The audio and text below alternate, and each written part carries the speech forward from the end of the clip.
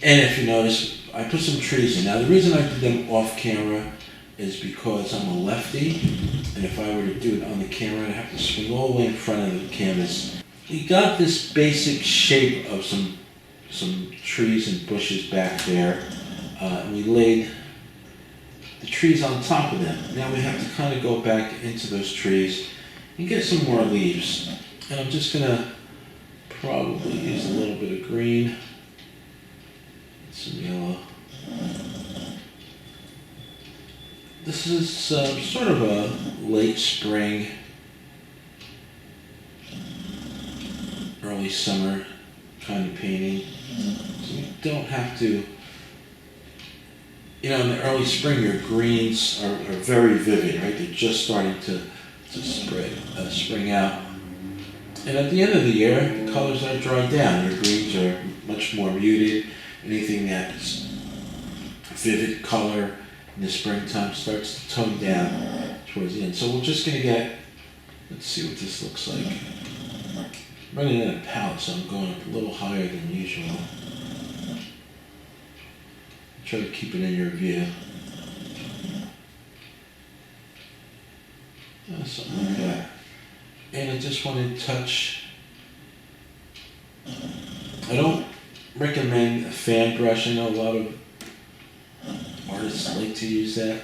The problem with that is you kind of get too many details of leaves, and we're not really painting detail in this kind of painting. We're getting the suggestion that there's some leaves there. So that's about as detailed I think I would personally get on leaves. But again, this is all about your personal taste. So if you want to make them more detailed, you can use a fan brush. We have kind of an interesting composition because we have these background mountains that flow in this direction.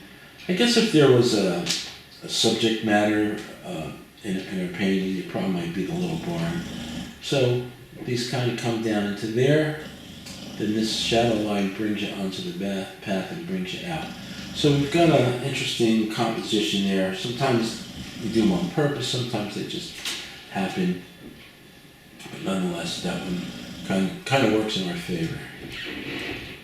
Painted plenty of pictures that I looked at years later, trying to figure out where's my composition in this picture, and it just wasn't thought out. And it could still be a good painting, but one of the things we always do as artists, and I suppose anybody that does whatever they do with passions, we always try to make our artwork better.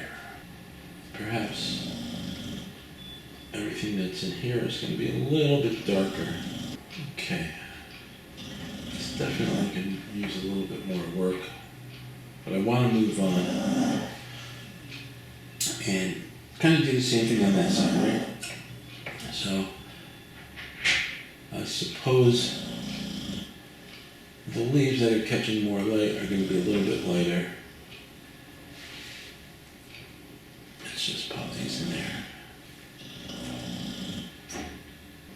And if you were wondering what color I use for those tree branches and tree trunks, it's just ivory black with a little mixture of orange and maybe a tiny bit of magenta.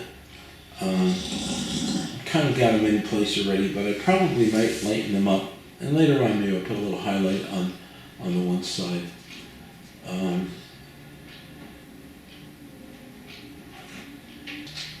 this painting. I'm going to kind of fill this side. And I'll show it to you. I'll work on this a little bit more. But you get the idea. So, and just to revamp, if you take a nice swab of paint, right, you get something and you put it in place, say right here for instance, then I've got a nice pile of paint there. Out of that, I can make little bunches of leaves. On this side,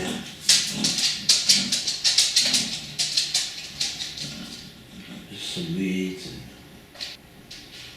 I don't say be sloppy about it, but if you paint with a little freedom, you'll create the same feeling that's going on. Sorry, Lola, am I bothering you? And the same thing in this grass. Maybe we make it. There are little shadow details in there. So we'll learn all that stuff as we go along. And the most important thing that you can do as an artist is constantly observe nature. Wherever you're going, take a look and see what's happening. Maybe on this background hill, I want to bring something a little bit darker to give that back edge a little contrast. So I'm going to leave this alone for now. I'll come back and finish up some of these trees. And if you're working on this painting at home, you can do the same thing. Get some more leaves up on that one, some more on that guy. That's simple. All right, thanks for watching this today. And in the meantime, let's go and look at another video. Have a great day.